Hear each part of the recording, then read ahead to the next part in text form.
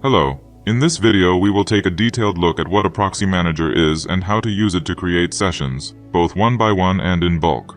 Let's get started.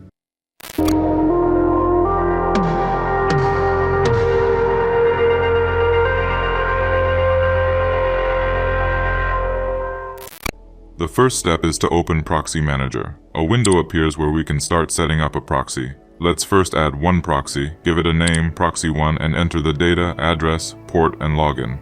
After entering, an automatic check is immediately launched, which pulls up the current IP and geolocation. If you use a dynamic proxy, you can additionally activate the live mode and specify a link to change the IP.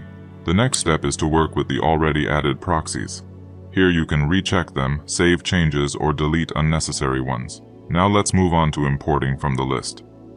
Click the Import button and a window opens. First, select the protocol. In our case, it will be SOCKS 5. Next, set a common name for all imported proxies. For convenience, we will specify the proxy country in it. After that, insert a list of values. Please note that the data format is extremely flexible and allows you to conveniently import proxies. All proxies are automatically checked, pulling up current IP, countries, and zip codes. For convenience, you can select them en masse to recheck, delete, or export back to the file. You can also clone them between desktops and delete duplicates or proxies that failed the test. After that, close Proxy Manager and move on to its practical use. The simplest and most obvious way is to create one session. Let's try it.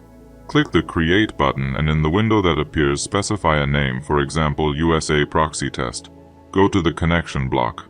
Now, instead of manually entering proxy data such as IP, port, login, and password, we can use the proxy already added to Proxy Manager. Simply open the manager, select the desired proxy, and click Install. We see that the data is automatically pulled into the session immediately after clicking Create. The connection is immediately checked. After a successful check, it is created and appears on the desktop. We immediately see that the session is associated with the selected proxy from the manager. The proxy name is also displayed. If necessary, the session connection can always be opened from the desktop for quick editing. Now let's move on to the next method.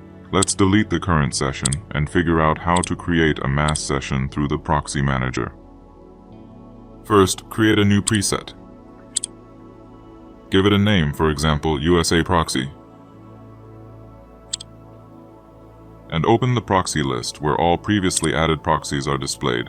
Next, select all the necessary proxies from the list. Note that the proxies that have already been used are highlighted in red.